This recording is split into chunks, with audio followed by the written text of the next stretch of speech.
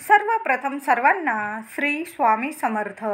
स्वामी महाराजांच्या कृपेने तुमच्या सर्व चांगल्या इच्छा पूर्ण होत ही स्वामींचरणी प्रार्थना करते आणि आजच्या व्हिडिओला सुरुवात करते. तर 23 मे 2024 गुरुवारी वैशाख पौर्णिमा आलेली आहे. पौर्णिमेला सुरुवात 22 मे रोजी बुधवारी संध्याकाळी 6:49 होईल आणि 23 तारखेला गुरुवारी संध्याकाळी 7:23 ही पौर्णिमा तिथी संपणार आहे. पौर्णिमेला सत्यनारायण केव्हा आणि कधी करायचा, तर तुम्ही बुधवारी संध्याकाळी 7 वाजता सत्यनारायणाची महापूजा करू शकतात. बुधवारी 6:49 पौर्णिमा प्रारंभ होत आहे. तुम्हाला गुरुवारी वैशाख पौर्णिमेला सत्यनारायण घालायचं असेल तर तुम्ही गुरुवारी संध्याकाळी 7 वाजेच्या आत सत्यनारायणाची महापूजा करू शकता. पौर्णिमेतच आपल्याला सत्यनारायणाची महापूजा करायची आहे. मग तुम्ही बुधवारी करा 7 नंतर किंवा गुरुवारी 7च्या आत, संध्याकाळी 7च्या आत तुम्ही सत्यनारायणाची महापूजा करू शकतात. वैशाख पौर्णिमेला 23 तारखेला गुरु आदित्य योग, शुक्र आदित्य योग आणि गजकेसरी योग पंचांगानुसार हे 3 योग या वैशाख पौर्णिमेला एकत्र येऊन मिळालेले आहे. तिन्ही योग सुवर्ण योग जुळून आलेला आहे. यामुळे हा सर्वार्थ सिद्धी योग जुळून आलेला आहे. या दिवसाला अनन्यसाधारण असं महत्त्व आहे. या दिवशी जे पण उपाय सेवा आपण करू हजारो पटीने पुण्य आपल्याला मिळणार आहे. आणि या वैशाख पौर्णिमेला गुरुवार आल्याने सोन्यासारखा दिवस आहे. पौर्णिमा गुरुवार जेवढी सेवा करायची ती आपल्याला या दिवशी करायची आहे. पौर्णिमेला भगवान विष्णू माता लक्ष्मीची सेवा आपल्याला करायची आहे आणि गुरुवार असल्यामुळे आपल्या गुरूंची स्वामींची सुद्धा आपल्याला सेवा करायची आहे. स्वामी तर श्री हरी विष्णूंचाच अवतार आहे. या दिवशी आपल्याला स्वामींची सुद्धा सेवा करायची आहे. आपण तर दर गुरुवारी करतो, रोजच करतो. गुरुवारी जास्तीत जास्त आपण सेवा करण्याचा प्रयत्न करतो आणि या दिवशी तर वैशाख पौर्णिमा पण आलेली आहे आणि त्यात हे 3 योग जुळून आल्याने सर्वार्थ सिद्धी योग जुळून आलेला आहे. या दिवशी आपल्याला जेवढी सेवा जमेल तुम्हाला तेवढी करायची आहे. महिलांनो, हा असा दिवस पुन्हा येणार नाही, म्हणून जेवढी सेवा जमेल तुम्हाला या दिवशी जरा लवकर उठा आणि सेवेला सुरुवात करायची आहे. या दिवशी आपल्याला माता लक्ष्मी भगवान विष्णूंची सेवा करायची आहे. या दिवशी सकाळी सूर्योदयापूर्वीच उठायचं आहे. अंघोळीच्या पाण्यात थोडंसं दूध टाकायचं आहे. दूध तापवलेलं असलं तरी चालेल किंवा कच्चं असेल तरीही चालेल. चमचाभर दूध आणि चिमूटभर हळद महिलांनी जरूर टाका. पाण्यात टाकून आंघोळ करायचं आहे. गजकेसरी योग आहे. तुम्हाला केशरचे 2-3 धागे टाकून पाण्यात धागे टाका केशरचे आणि त्या पाण्याने किंवा दुधात टाकले, त्या दुधाने किंवा पाण्याने माता लक्ष्मीला भगवान विष्णूंना किंवा तुमच्याकडं स्वामींची मूर्ती असेल अभिषेक घालायचा आहे. आठवणीने करा.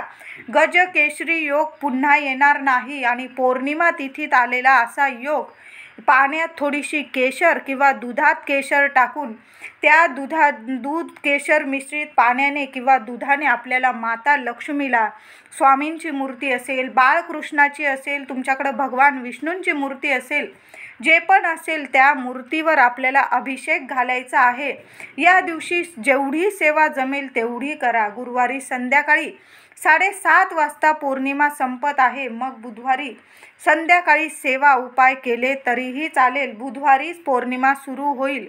या वैशाख पौर्णिमेला भगवान विष्णूंना तुम्हाला तुळस अर्पण करायची आहे.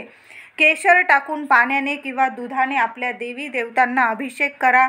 त्यानंतर माता लक्ष्मीला तांदळाच्या राशीवर स्थापन करायचे आहे किंवा तुम्ही फुलांच्या राशीवर गुलाबाच्या पाकळ्या ठेवून त्यावर माता लक्ष्मीला विराजमान करायचं आहे. तुमच्याकडं श्रीयंत्र असेल ते सुद्धा एखाद्या ताटलीत गुलाबाच्या पाकळ्यांवर ठेवायचं आहे. महिलांनो, असा चान्स पुन्हा नाही, म्हणून छान आधीच 2-3 गुलाब चांगले लाल भडक आणून ठेवा. त्याच्या पाकळ्या मोकळ्या करा आणि ताटलीत ठेवा. त्यावर श्रीयंत्र ठेवा. माता लक्ष्मीची मूर्ती ठेवायची आहे गुलाबाच्या पाकळ्यांवर आणि आपल्याला या दिवशी जेवढी सेवा करता येईल तेवढी करायची आहे. भगवान विष्णूंना या दिवशी आपल्याला तुळस अर्पण करायची आहे. तुळस पौर्णिमेला तोडू नका आणि महिलांनी तर कधीच आपल्या दारातली तुळस हात लावू नये, तोडू नका. पौर्णिमेला तर चुकून पण तोडू नका. विकत घेऊन यायची आहे आपल्याला तुळस. आदल्याच दिवशी तोडून ठेवली तरीही चालेल, पण त्या दिवशी पौर्णिमेला तुळशीला, आपल्या घरातल्या दारातल्या तुळशीला हात लावायचा नाही आपल्याला. या दिवशी तुमच्या घरात विष्णूंची मूर्ती असेल, रामांची मूर्ती असेल, बाळकृष्णाची मूर्ती, जी पण फोटो मूर्ती असेल त्यांना तुळस अर्पण करायची आहे. त्याचबरोबर विष्णू सहस्त्र नामावली पठण करायची आहे. तुळस वाहायची आहे आणि विष्णू सहस्त्र नामावली पठण करा किंवा श्रवण केली, तुम्ही ऐकली तरीही चालेल. किंवा तुम्हाला साधा असा मंत्र ओम नमो भगवते वासुदेवाय नमः हा मंत्र जप करत तुम्ही तुळस व्हायची आहे. तुमच्याकडं स्वामींची मूर्ती असेल, तुम्ही स्वामीच म्हणजे आपले श्रीहरी विष्णू आहे, त्यांना जरी तुम्ही तुळस वाहिली, ओम नमो भगवते वासुदेवाय नमः मंत्र जपत तरीही चालेल. या शुभ काळात भगवान विष्णू, माता लक्ष्मीची सेवा खूप फळं देऊन जाईल तुम्हाला. ही सेवा नक्की करा. विष्णू सहस्त्र नामावली पठण करा किंवा मोबाईलवर, टी व्हीवर ऐकलं तरीही चालेल. जोरात ह्या दिवशी आपल्या घरात विष्णू सहस्त्र नामावली म्हणजे लावून दिली तुम्ही तरीही चालेल. सकाळ संध्याकाळ लावून दिली तरीही चालेल. ते मंत्रोच्चार आपल्या कानावर पडले पाहिजे.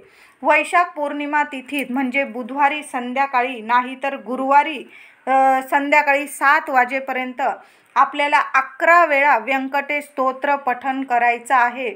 नाही आणि ओम श्री महालक्ष्मी नमः नमो नमः या मंत्राचा जप करत गुरुवारी सकाळीच महिलांनी हा उपाय अवश्य करा. उपाय नाही म्हणत मी, ही सेवा आहे माता लक्ष्मीची.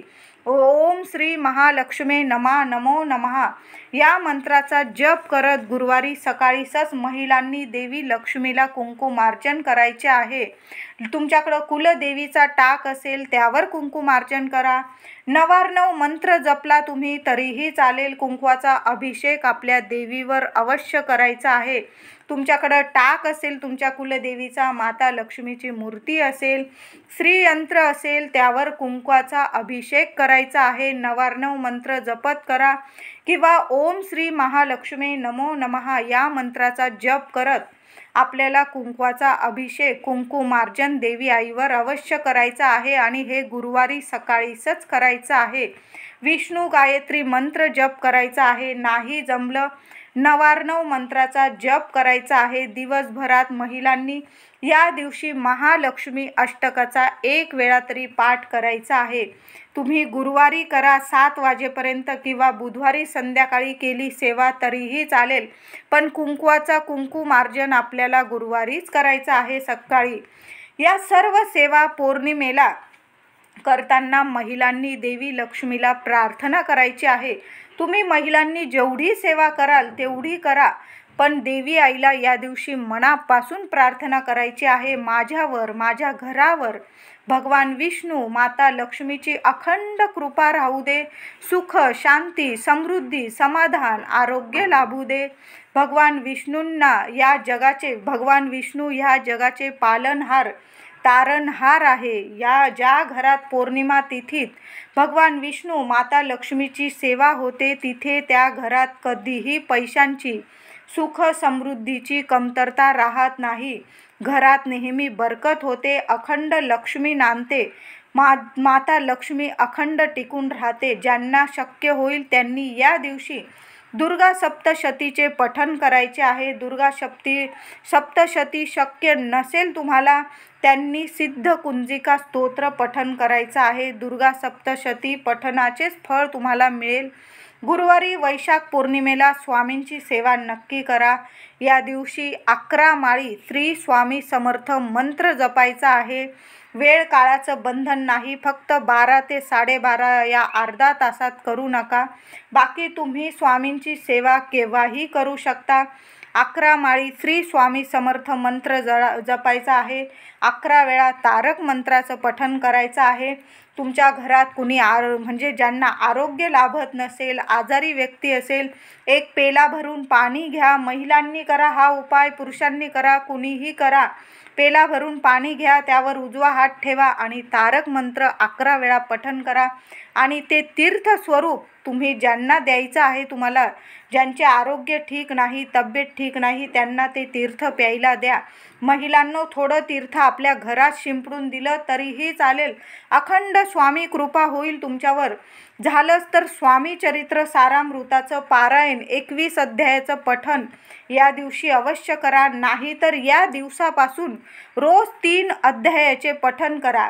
म्हणजे वैशाख पौर्णिमेला 3 अध्याय वाचा आणि सलग 7 दिवस 3 3 3 असे अध्याय वाचा. म्हणजे 7 दिवसात तुमचे 21 अध्याय पठण होऊन जाईल आणि एक पारायण पूर्ण होऊन जाईल.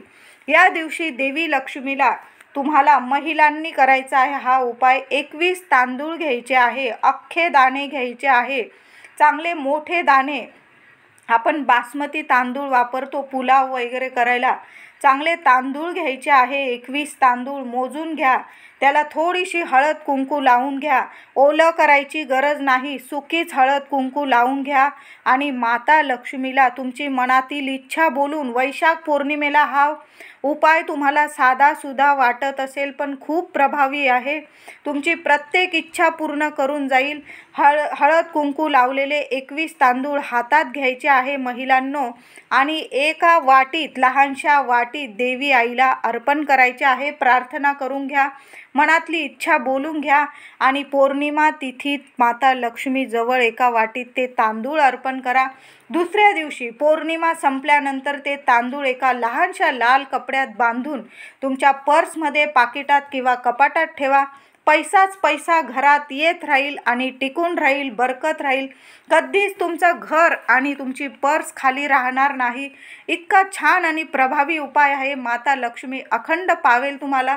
या दिवशी वैशाख पौर्णिमेला एखाद्या गरीब व्यक्तीला छत्री, चप्पल, पाणी, खायला प्यायला, कपडे दान अवश्य करा. तुम्हाला जेवढं जमेल तेवढं दान आपल्याला या दिवशी करायचं आहे. नाहीच जमलं तर 10-20 रुपयांची पिवळी धमक केळी या दिवशी गुरुवारी गरीब व्यक्तीस दान करा. अवश्य दान करा. 10-20 रुपयाची केळी जर तुम्ही दान केली, लाखो रुपयांची तुमची बचत होईल. तुमच्या घरात पैसाच पैसा येत राहील. 10 रुपये तुम्हाला लाखो रुपये देऊन जाईल. वैशाख पौर्णिमेला नक्की 10-20 रुपयाची एखाद्या गरीब व्यक्तीस केळी दान करायची आहे. तुम्ही स्वामींच्या दर्शनात जात असाल, मंदिरात जाताना सुद्धा पिवळी मिठाई किंवा केळी स्वामींसाठी बरोबर घेऊन जा. स्वामींना केळीचा नाही तर मिठाईचा नैवेद्य दाखवा. तुळस बरोबर घेऊन जा, तुळस अर्पण करा. मुजरा करायचा आहे मंदिरात, एक माळ जपायची आहे मंदिरात नाही जमलं तर आपल्या घरी सेवा केली तरीही चालेल. पण या दिवशी मंदिरात जा, स्वामींना सुद्धा केळीचा नैवेद्य दाखवा, तुळस अर्पण करायची आहे. या दिवशी वैशाख पौर्णिमेला गाईला हिरवा चारा खाऊ घालायचा आहे.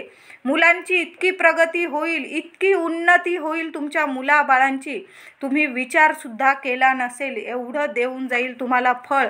गाईला नक्की हिरवा चारा खाऊ घालायचा आहे. या दिवशी महिलांनी घराच्या उंबरठ्यावर सकाळी उठताच आंघोळीनंतर हळदीचे लेपन करायचे आहे.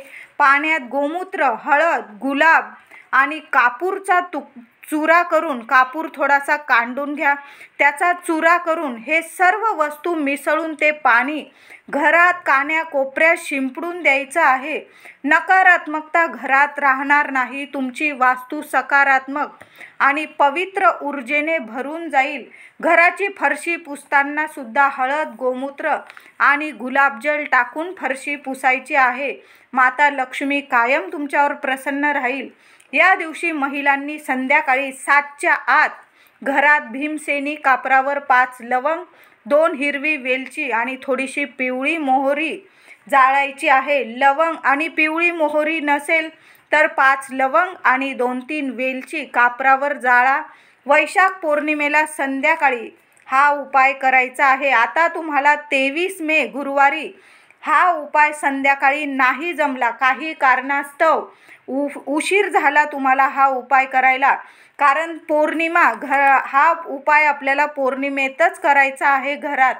23 मे गुरुवारी संध्याकाळी 7:23 पौर्णिमा संपणार आहे.